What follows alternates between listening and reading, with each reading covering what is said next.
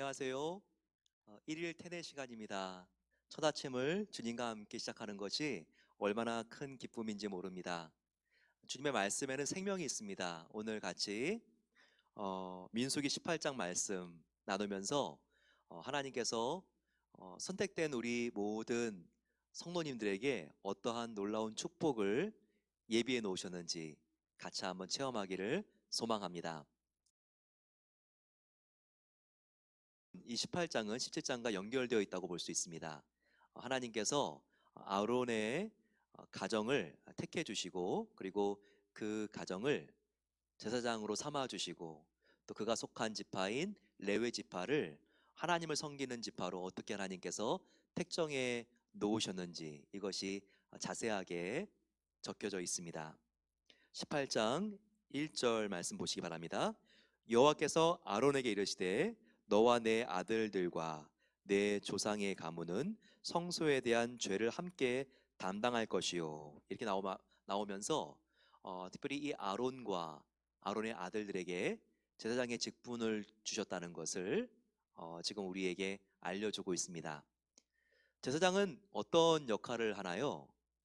백성들의 죄를 하나님 앞에 가져가서 자기가 지은 죄도 아닌데 중개자가 되어서 사함을 받게 합니다.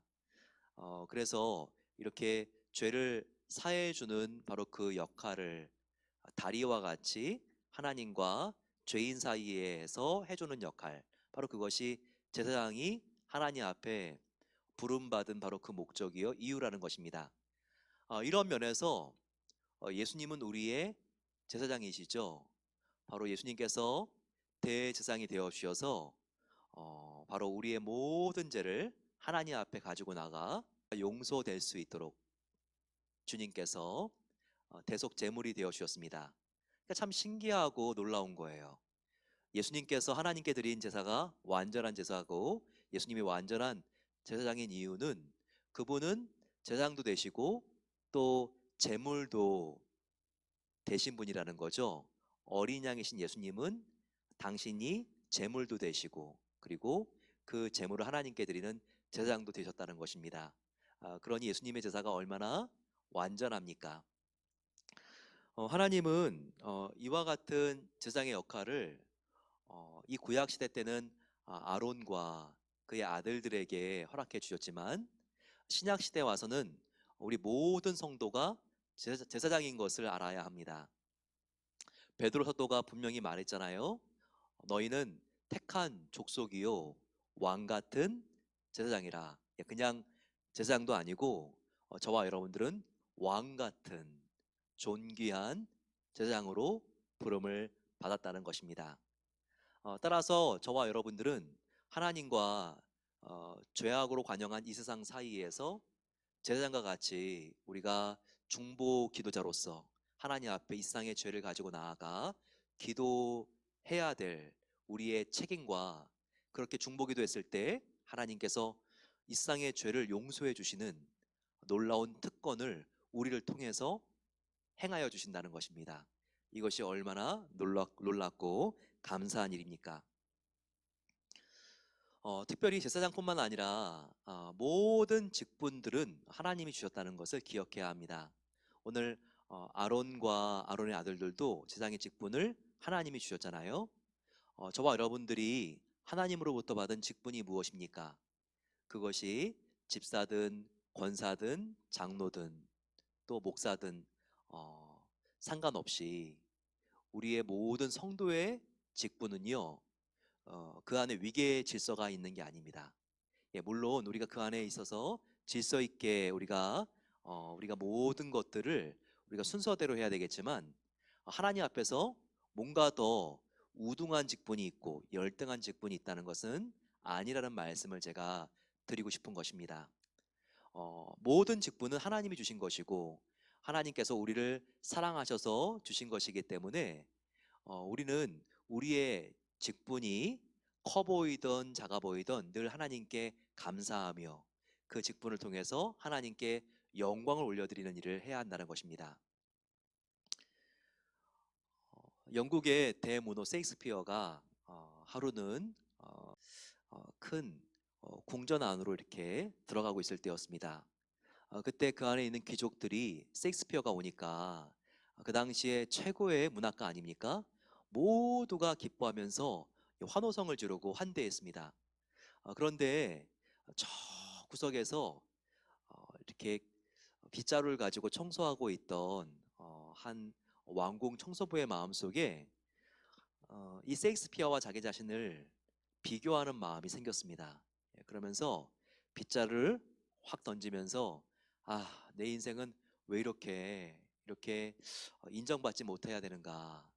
그러면서 한숨을 푹 내쉬었대요. 그런데 이 한숨 쉬는 것을 셰익스피어가 듣고 가까이 갔습니다. 그리고 그 청소부와 같이 대화를 했어요. 어, 형제님, 사실 형제님이 하는 일과 제가 하는 일과는 크게 다르지 않습니다. 형제님은 이 빗자루를 가지고 하나님께서 창조하신 이 우주의 한 귀퉁이를 아름답게 만드는 일을 하고 계십니다. 저는 이 펜을 가지고 하나님께서 창조하신 이 우주를 아름답게 만드는 일을 하고 있습니다.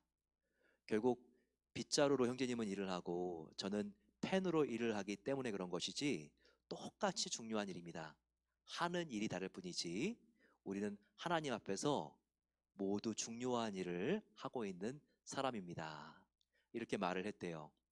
여러분, 우리가 어떠한 일로 주님을 섬기든지 간에 이 직분은요, 목적은 하나, 바로 같은 우리가 사랑하는 하나님께 영광을 올려 드리는 것입니다. 그러면 우리가 어떤 일은 눈에 보이는 일이 있고 어떤 일은 눈에 보이지 않는 일이 있습니다.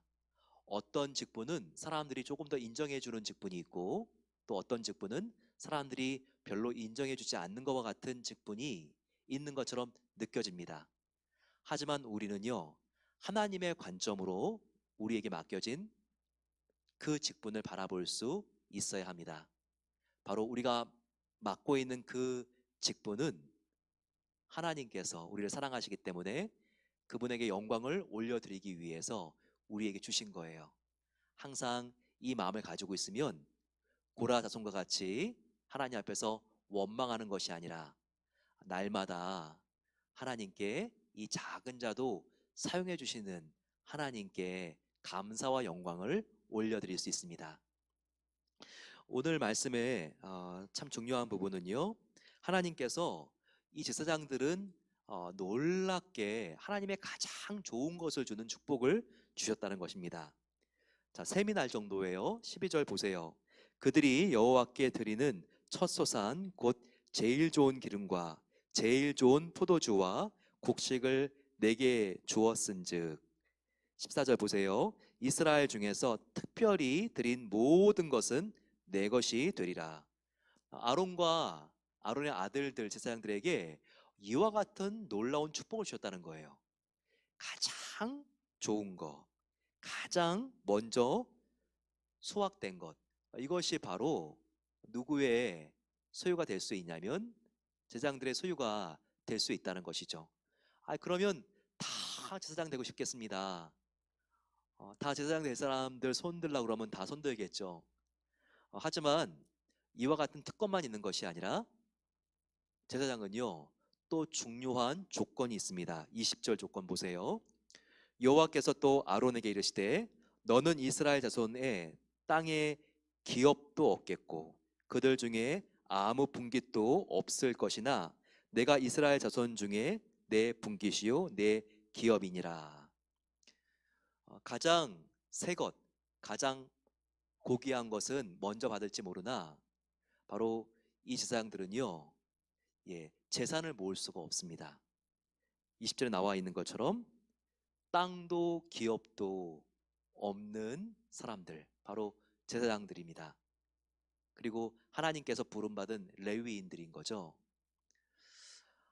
근데 왜 하나님께서는 이렇게 제사장들은 이런 특권이 있지만 재산을 모으지 못하게 했나요? 바로 그것은 하나님께서 사랑하는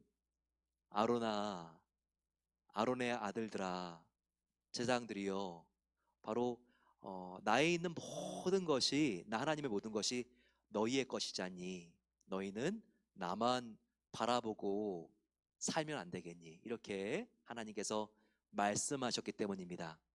이와 같은 직분 얼마나 영광스럽습니까? 이와 같은 논리로 생각한다면 우리가 하나님께 11조를 드리는 것도 어렵지 않습니다.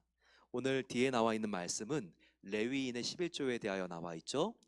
모든 백성의 바로 10분의 1은 레위인들에게 주고 또 레위인들은 자기가 받은 10분의 1을 하나님께 드려야 된다는 것을 여기서 밝히고 있습니다. 10의 1조는 내가 가지고 있는 10개 중에서 한 개씩이나 하나님께 드리는 게 아닙니다. 11조는 무엇이냐면 10개 모든 것이 하나님께서 주신 것입니다. 하지만 나는 하나님께 고작 하나를 드림으로써 나머지 9도 다 하나님의 것인 것을 고백합니다. 바로 이렇게 모든 것이 하나님으로부터 와서 하나님께 드리는 것이라는 고백, 나는 청지기일 뿐이라는 것을 고백하는 것이 바로 이 11조의 의미라는 것입니다. 여러분, 이 11조는요, 하나님의 놀라운 축복입니다. 11조는 결코 나의 삶에 있어서 부담이나 의무가 아닙니다. 모든 것이 하나님으로부터 왔기 때문에 내가 이 작은 한 부분을 드리지만 나머지 모든 것도 하나님의 것인 것을 고백합니다. 바로 이와 같은 사랑의 표현이 11조인 것입니다. 이와 같은 마음으로 살아갈 때 우리는 주님을 위하여 우리의 물질, 시간을 정말 더욱더 효과적으로 쓰며 하나님의 영광을 위하여 쓸 수 있는 지혜가 생기는 것입니다. 우선순위를 하나님께만 둠으로써 마음의 진정한 평안과 삶의 자유를 얻게 되시기를 축원합니다. 우리 함께 기도하겠습니다. 사랑의 아버지 하나님 감사합니다. 하나님께서 나에게 주신 직분이 크던 작던 하나님으로부터 온 것을 알고 감사할 수 있도록 도와 주시옵소서. 남들과 비교하지 않도록 도와주시고 하나님 앞에 날마다 이 부족한 죄인이 하나님의 은혜를 받아 하나님께 쓰임받는 것이 감사합니다. 이 고백으로 살기를 소망합니다. 우리의 시간, 우리의 물질의 11조도 하나님께 이 자세로 드리기를 소망합니다.